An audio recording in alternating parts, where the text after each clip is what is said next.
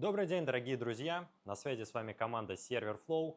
И в этом видеоролике мы бы хотели показать вам достаточно интересную серверную платформу от Supermicro.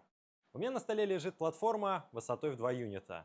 И что если я вам скажу, что эта платформа вмещает в себя до 224 процессорных ядер? Да-да, вы не ослышались. Сюда можно установить 8 процессоров. Но сразу хочу сказать, чтобы вы там сильно не удивлялись, на самом деле это Blade-платформа. Компактная Blade-платформа, которая включает в себя сразу 4 лезвия на базе сокета LGA3647, и это суммарно дает нам 8 сокетов с поддержкой процессоров Intel Xeon Scalable первого-второго поколения с возможностью работы с процессорами из серии Xeon Platinum. Предлагаю посмотреть, что под капотом у этой серверной платформы, взглянуть на ее лезвия и понять, как устроены блейды от компании Supermicro.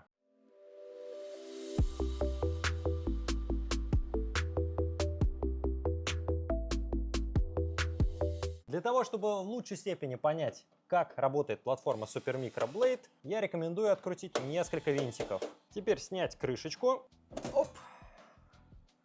Открыли. Обратите внимание на пространство под крышкой этого сервера. Здесь мы сразу видим с вами 4 высокооборотистых вентилятора высотой примерно где-то в 92 мм, а также видим одноюнитовые системы охлаждения, которые нацеплены на сокеты LGA3647.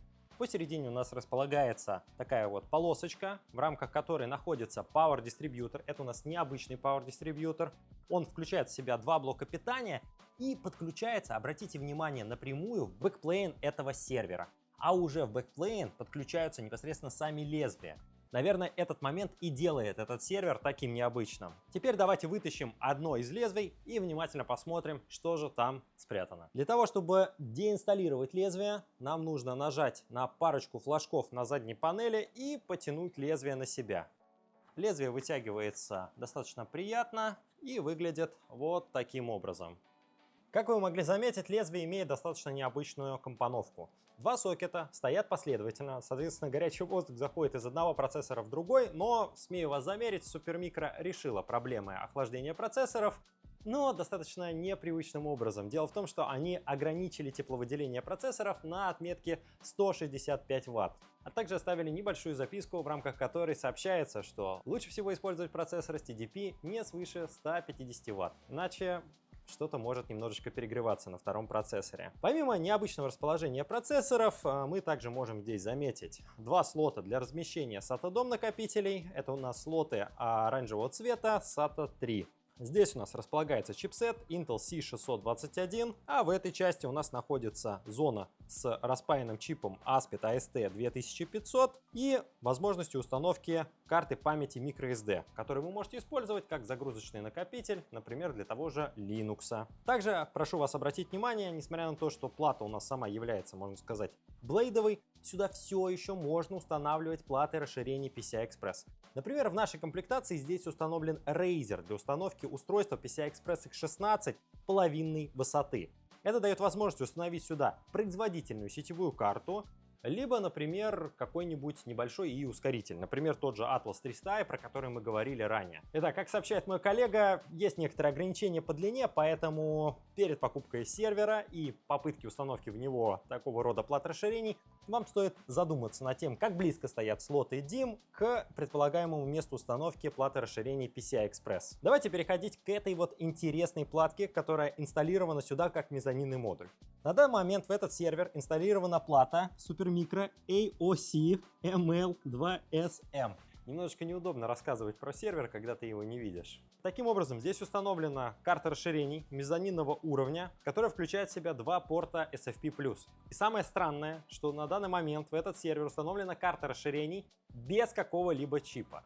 Мы немножко погуглили информацию насчет этой карты расширений и выяснили, что это достаточно необычное решение в рамках сокета LGA3647. Дело в том, что эта карта расширений без единого чипа использует логику чипсета Intel C621. То есть, на самом деле, в Intel C621 зашита 10-гигабитная сетевая карта, про которую, можно сказать, практически никто не знал. То есть, обычно у нас всегда на материнках распаивается 10-гигабитный контроллер от Intel. Это может быть там Intel X520, Intel 710, то есть что-нибудь такое. Но здесь полный игнор, можно сказать, чипов от Intel и использование того, что вшито напрямую в чипсет. Такое используется достаточно нечасто, и более того, тут достаточно спорный вопрос, будет ли эта Blade-платформа работать с этой картой расширений. Дело в том, что как бы по умолчанию в Blade такого уровня от Supermicro нужно устанавливать карты расширений типа COM. И это карты расширений, где может находиться сразу несколько чипов. И самое главное, что на них обычно распаивается так называемый мультиконтроллер. То есть мультиконтроллер — это такой чип, который управляет процедурой включения материнской платы, то есть такой вспомогательный чип для чипсета. И дело в том, что на этой карте расширений вообще нет буквально ничего, и поэтому я вообще не уверен, что, конечно, это лезвие запустится с этой картой расширений, и, возможно, карту расширений такого уровня нужно будет поменять что-нибудь на Intel X710 плюс мультиконтроллер в рамках Xioma, и тогда все это дело прекрасно запустится. Теперь давайте обратим взор на заднюю панель этого сервера. Здесь у нас как раз таки отчетливо видны места для установки 4 лезвий Supermicro и возможность установки 2 блоков питания. Если мы деинсталируем один из блоков питания, то мы сможем выяснить, какую маркировку он имеет. Это блоки питания Supermicro PVS 2K04A1R с титановым сертификатом эффективности. Такой сертификат эффективности говорит о том, что эта платформа в большей степени предназначена для эксплуатации в ЦОДах, то есть центрах обработки данных для корпоративных клиентов, где каждый ватт на счету. Ну, собственно говоря, в целом форм-фактор сервера тоже предрасполагает к экономии, можно сказать, средств во всем. То есть вы размещаете целых 4 системы на LGA3647 в компактном двухюнитовом корпусе, что снижает затраты на коллокейшн. Взглянув на заднюю панель лезвий, здесь мы обнаружим всего несколько коннекторов. Первый из коннекторов — это порт RJ45. Здесь он выполняет роль BMC, то есть порта для подключения IPMI, системы удаленного управления серверной платформой. Рядом с ним располагается VGA-порт, который нужен здесь для отладки лезвий, для того, чтобы первоначально запустить их, настроить их BIOS и отправить в плавание под эгидой гипервизора. Далее располагается парочка USB 3.0 портов для подключения флешек, мышек и клавиатур, а по левую часть находится тот самый мезонинный порт для подключения сетевых карт и COM-модулей от Supermicro. Ну и, друзья, мы с вами совсем не поговорили про переднюю панель этого сервера. Как вы можете заметить, здесь имеется 4 наклейки: Node A, Node B, Node C и Node D. И они реально в действительности показывают, какие диски принадлежат какой из нод. Смотрите, этот бэкплейн, который здесь установлен, это у нас SATA бэкплейн. Вообще он поддерживает и SAS подключение, но в рамках того, чем у нас укомплектованы лезвия, поддерживается на данный момент только SATA подключение. Вот, таким образом мы имеем возможность установки до 3 накопителей, которые можно рейдить средствами чипсета на материнской плате. Если же вы захотели бы использовать RAID-контроллер вместе с этой вот 3-дисковой конфигурацией, то в самом лезвии на плате подключения к ноде здесь бы распаивался такой небольшой чип. Сейчас мы увидим на экране, как выглядит вот это вот различие вот этих плат подключения ноды к вот этой вот распределительной плате-бэкплейну, и вы четко поймете, как Supermicro реализовала интеграцию RAID-контроллера в такую компактную систему. Итак, салазки выглядят самым привычным образом. Это просто 3,5-дюймовые салазки. Ну и, конечно же, сюда можно тыкать SSD-шники, что-то вроде Intel S4510, и все это будет работать хорошо. Но...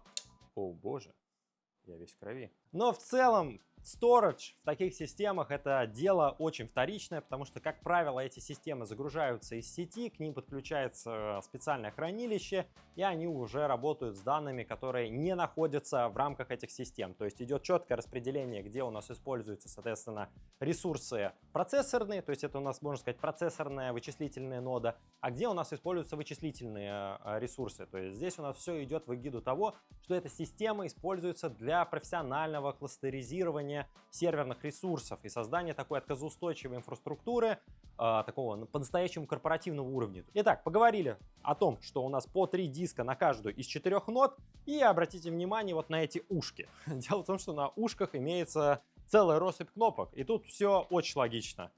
Ну, в общем говоря, так включить первую ноду, так вторую, третью, четвертую, то есть это все реализовано, каждая нода своя кнопочка. И помимо того, что здесь есть кнопочка включения, здесь еще есть кнопочка UID для того, чтобы отслеживать все это дело в стойке, и если одна из нод умерла, вы из APMI можете ее кликнуть, загорится лампочка на передней и на задней панели, и как-то вы это в стойке все дело найдете.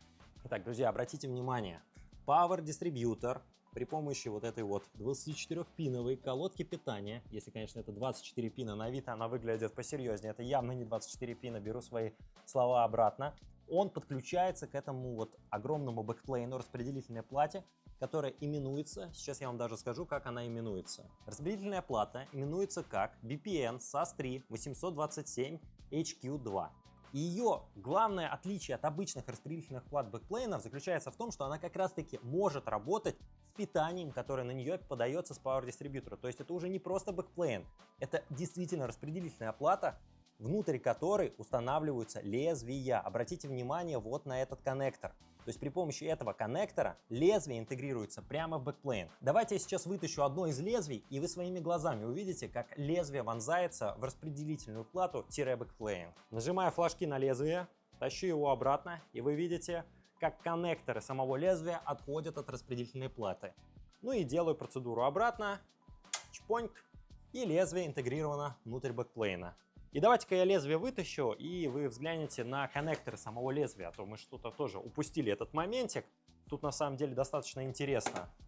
Все вот это лезвие, два сокета LGA3647, все питание, которое требуется для вот этой системы, я напоминаю, два процессора по 165 Вт и возможность подключения PCI устройства, проходит через вот это. Через вот это. То есть здесь у нас имеется вот этот вот огромный полюс, это у нас явно питание, это либо плюс-минус, там типа, и внизу мы можем видеть что-то вроде PCI-экспресса-SATA, потому что, опять напоминаю, по умолчанию вот через эту штуку проходит 3 SATA подключения, но если бы вот здесь был напаян RAID-контроллер, про который я вам ранее говорил, то здесь бы, получается, шел...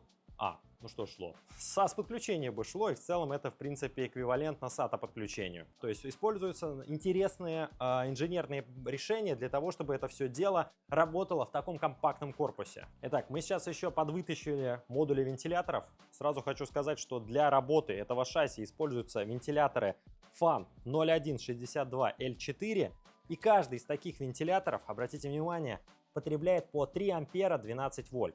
Ну, соответственно, потребление можете посчитать самостоятельно. То есть тут опять львиная доля энергии, которая используется в этом сервере, она просто используется для того, чтобы эффективно охладить 8 процессоров в 2 юнитах. Теперь давайте взглянем на бэкплейн. Я вам все еще, знаете, прогреваю на то, что он необычный. И я хочу, чтобы вы поняли, что он действительно такой. Обратите внимание, мы уже говорили с вами про вот эту вот колодку, которая напоминает 24 пин, но не является ей. И помимо нее здесь еще втыкается раз коннектор, 2 коннектор, 3 коннектор. То есть вот такое вот здесь у нас подключение. И действительно, наверное, это самый необычный бэкплейн, который я видел в своей жизни. Ну и еще одной необычной особенностью бэкплейна является то, что сами вентиляторы, которые тоже потребляют кучу энергии, тоже подключаются внутрь бэкплейна. То есть получается у нас бэкплейн с функцией PWM. Я, конечно, видел такое на некоторых супермикровских бэкплейнах, но обычно это никогда не использовалось. То есть я видел это где-то в CSE 847, там были такие штыречки, но опять, всегда материнская плата сервера руководила оборотами вентиляторов. Но так как это Blade-система, получается, она получает каким-то образом через вот эти вот пиночки от лезвий температурные показатели процессоров и управляет вентиляторами для того, чтобы все это дело не перегревалось. То есть просто задумайтесь, насколько здесь высокий уровень интеграции для того, чтобы это все работало корректно. Также хочу обратить ваше внимание, то, что на бэкплейне имеется разъем PMBus, и я вижу, что прямо сейчас он подключен в Power дистрибьютор. Такая схема вообще обычно применяется для подключения материнской платы к Power дистрибьютору, но поскольку здесь между материнками находится этот огромный бэкплейн, то он принял на себя руководящую такую должность, и теперь он общается по PMBus, и вполне вероятно на самих лезвиях, вот здесь вот в этом коннекторе тоже зашит какой-нибудь PMBus, либо шина I2C, через который это все дело низкоуровнево общается. Поэтому при интеграции таких лезвий нужно быть очень осторожным. Сейчас я коротко вам покажу, с чем нужно быть осторожным. В общем-то, чтобы лучше понять то, о чем я говорю, лучше всего просто показать это. Дело в том, что при втыкании лезвия в Blade сервер нужно быть предельно осторожным и добиться того, чтобы само лезвие оно шло четко по корректкам, которые заложил производитель.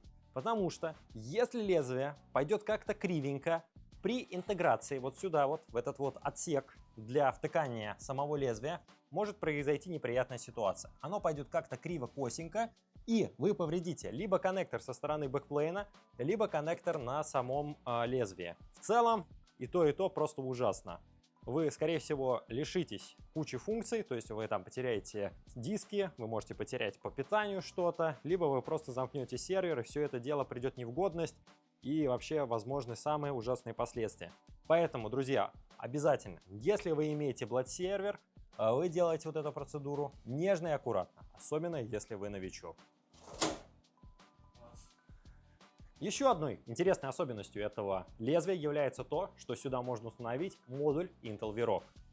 Вот здесь вот имеется белый слот с 4 пинами, куда устанавливается аппаратный ключ активации Intel VROC стандарт, премиум и IntMod. И, собственно говоря, если вы установите его в это шасси, то барабанная дробь вы ничего не получите. Потому что, как я ранее говорил, бэкплейн у нас тут саташный, М2-шников на самой вот этой плате нет. Ну, и единственное, наверное, где бы вы получили бенефиты, это если бы вы, наверное, в Razer воткнули какой-нибудь М2 переходничок, либо один одинокий U2 диск через переходник. Но к чему я веду? Дело в том, что вот это вот шасси Supermicro, оно может быть несколько переукомплектовано, то есть в зависимости от индексов.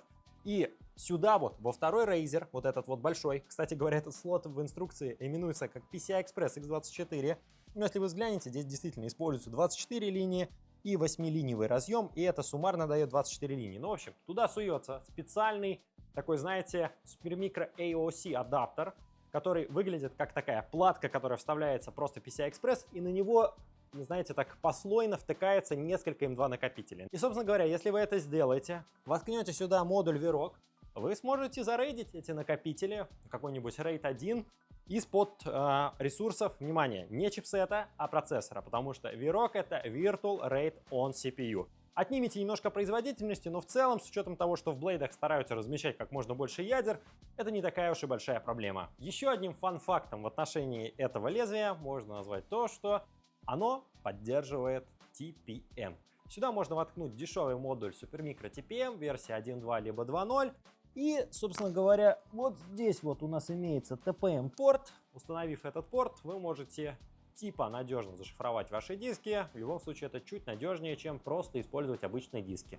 Хотя с учетом того, что сегодня на рынке представлена куча дисков с сертификатами TGG, TGG Ruby, TGG Opal, идея с TPM может звучать не так надежно, как просто самошифруемый диск. Итак, друзья, давайте взглянем, что там под капотом у системы охлаждения. Открутим это все действо и взглянем на сам сокет LGA3647. Взглянем на его красивые иголочки, посмотрим, как они красиво блестят на солнышке. Ну и, собственно, вот он, сокет LGA3647. Всем родной, всем знакомый. Ну и рядом с ним располагается по 8 модулей оперативной памяти. 6 из этих модулей являются каналами памяти, 2 дима являются дублирующими каналами. Ну и давайте, дорогие друзья, воткнем сюда парочку 165-ваттных камней и послушаем этот неповторимый звук.